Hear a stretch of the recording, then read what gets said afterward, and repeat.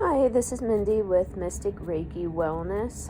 It's been a while since I've done a last podcast, so I thought we would do kind of a welcome back and discuss some frequently asked questions about holistic health. We'll start off with the basic question of what is holistic health? It's the approach to well being that considers the whole person, not just your physical health or anything, it's your mind, body, and spirit, and you're in the pursuit of optimal health. It emphasizes the interconnectedness of these aspects, and it aims to promote overall wellness rather than merely treating symptoms, aka just putting a band aid over things.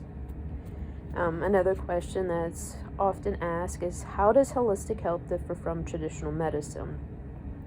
Well, traditional medicine is often focused on diagnosing and treating specific diseases or symptoms, generally using pharmaceuticals or surgical interventions. Think about if your gallbladder's not doing well, they send you to surgery. If you're having migraines, they prescribe you a pill. But with holistic health, you're seeking to identify the root causes of the health issues and incorporate a broader range of healing modalities, including lifestyle and emotional factors. So instead of that pill for your migraine, you're finding out, hey, I'm eating foods that might be causing it, or you might be under a lot of stress. It's finding out what that root is so that way you can move forward and past it all. So the main principles of holistic health, number one is the whole person focus. You treat the individual as a whole, not just the symptoms. Number two is interconnectedness, recognizing the connection between the mind, the body, and the spirit. The third principle is prevention, emphasizing preventive measures and lifestyle changes to maintain health. If you can prevent it, then you don't go through it. Self-care is number four. You encourage individuals to take responsibility for their health. A lot of times people feel like they don't have a say in their health. Holistic healing is a part of making it known you have a voice. And the last one is natural healing. You favor natural treatments and therapies. Think of movement, think of herbs, that type of an aspect, which leads us into the next aspect of types of treatments used in holistic health. And I kind of touched on one. Herbal medicine, it's the use of plants for healing. Nutritional therapy is balancing diets and supplements to make sure our body is getting what it's needing. Acupuncture and acupressure. These are traditional Chinese medicine practices. Massage therapy is common. It's a physical manipulation for relaxation and healing. We also can include chiropractic care. Mind-body techniques include meditation, yoga, and mindfulness. And energy therapies, which would include Reiki, which is, I'm a Reiki master that's using the universe and just your energy healing. So you're curious about finding a practitioner. What are the steps that you should take in order to find one that aligns with you? Your first step would be to research. Look for practitioners with credentials in holistic health fields, including naturopathy and acupuncture or chiropractic care. Referrals. Ask for recommendations from friends or healthcare providers. Just a heads up, some healthcare providers do not believe in the holistic approaches and they may buck back at you. Might be an indicator that they don't want you to work on your own self-care or have a voice, so just take that into some consideration. You can check professional organizations. You can look into directories from reputable holistic health organizations. And consultations. Meet with potential practitioners to discuss their approach and qualifications. Now, you may be wondering, can holistic health practices be used alongside conventional medicine? The answer is yes. Oftentimes, holistic health practices complement conventional medicine.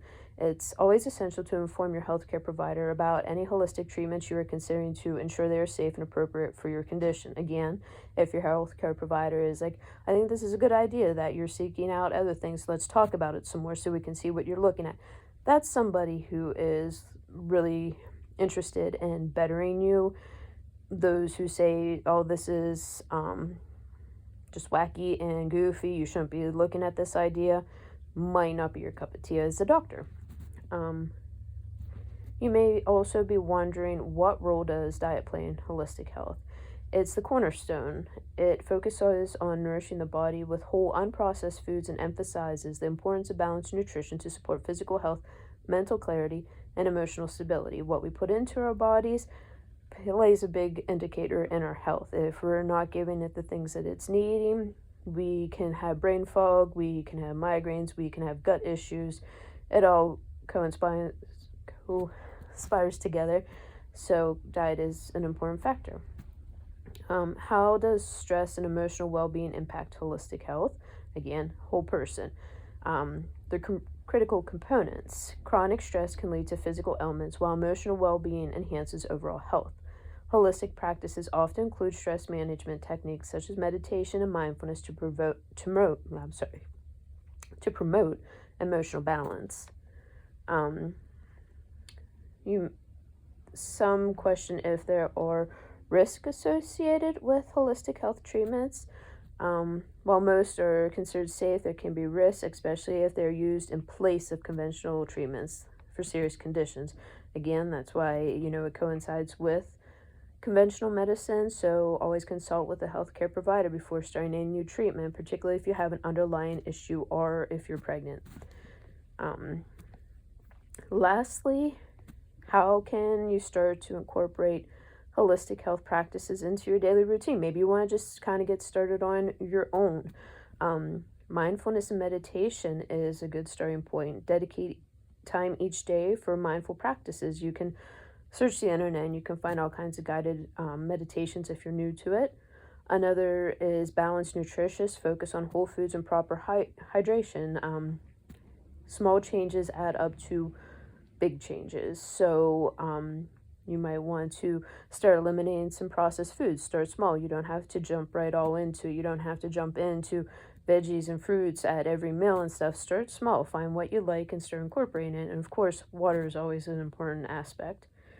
Another thing is physical activity. Engage in regular exercise, yoga, walking, dancing, any kind of movement. And a lot of people don't realize that if you are doing the dishes, washing clothes, running the vacuum, dusting, that is all physical activity. It all counts in movement that just generally helps you feel better.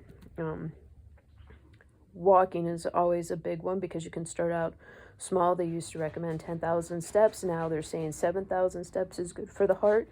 So maybe start parking further away from the store and walking that little bit. Another aspect is stress management. Practice relaxation techniques such as deep breathing or journaling. Having a gratitude journal is also an aspect of stress management because sometimes our minds get so focused on what's going wrong in life that we forget to look at the good things. And lastly is self-care. Prioritize rest, hobbies, and activities that bring joy. These all should be things that we make time for. Do you like to paint? Do you like to write?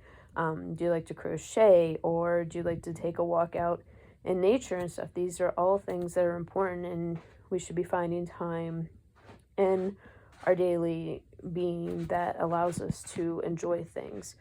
So often we get caught up in the fast-paced world that we forget to take time to breathe and just be us. So incorporating these health practices, they can lead to a more balanced and fulfilling lifestyle. If you have any more questions, you can feel free to email me at mysticreikiwellness@gmail.com. I'll be happy to answer any questions the best I can. So thanks for listening. Let me know what you think about this.